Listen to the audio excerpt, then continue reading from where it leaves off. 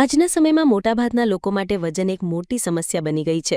તો આ બાબતને ધ્યાનમાં રાખીને ચીનની એક કંપનીએ તેના કર્મચારીઓ માટે એક અદ્ભુત ઓફર જાહેર કરી છે.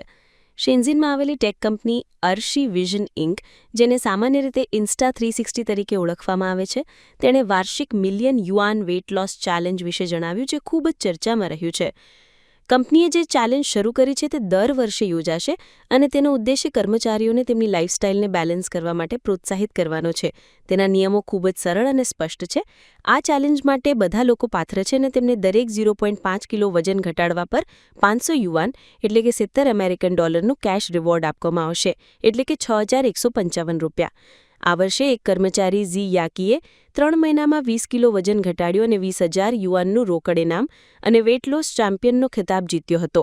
આ ચેલેન્જ ખૂબ જ સારી છે, પણ સૌથી રસપ્રદ વાત એ છે કે આ ચેલેન્જમાં દંડની જોગવાઈ પણ છે.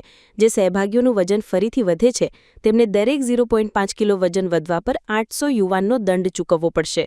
આવી જ માહિતી માટે જોતા રહો મંતવ્ય ન્યૂઝ.